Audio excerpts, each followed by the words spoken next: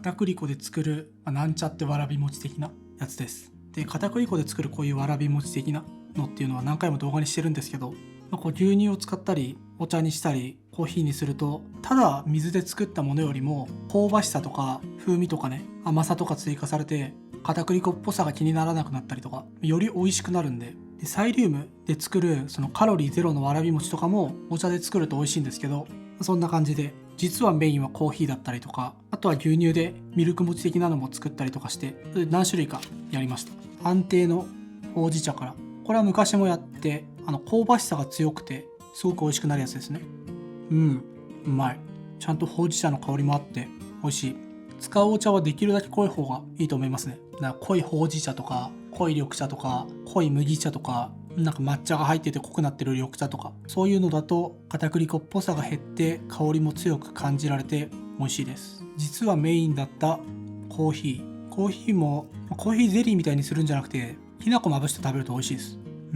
美味しい。なんでコーヒーがメインかっていうと、そのゼラチンを使わないコーヒーゼリーみたいなのを前から動画にしたくて、で結構定期的に作って挑戦するんですけど、なかなかうまくいかなくて、っていうのもこの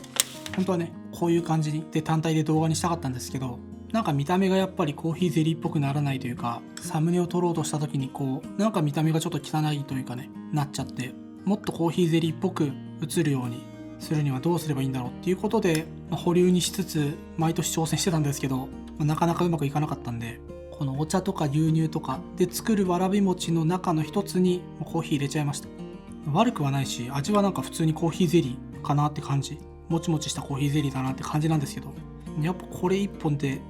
動画にはむずいなっていう感じでしたね。このきなこまぶしてコーヒー食べちゃおうっていう、これはね思ったより良くて、じゃあちょっとラインナップの一つとしてこれを実はメインっていう感じにしようみたいな。で、牛乳は他のお茶とかコーヒーとかと比べると水分量に違いがある、脂質だったりとかタンパク質だったりとかっていうので、他のものよりもちょっと硬くなりやすいので、もうちょい片栗粉減らしてもいいと思います。ミルク餅も過去に何回かやってるんですけど、片栗粉今回多分一番多かったはずなので、もうちょい減らしてみてもいいと思います。しっかりめ、硬めで、もう一個気になってたのが、僕ジャスミン茶すごい好きなんで、ジャスミン茶で作っても美味しいかなと思って今回やってみたんですけど、でこっちは片栗粉少なめで水ですぐに冷やしてちぎったものです。プルプルで、こっちの方がとろける感じあるんで、お好みですね、量は。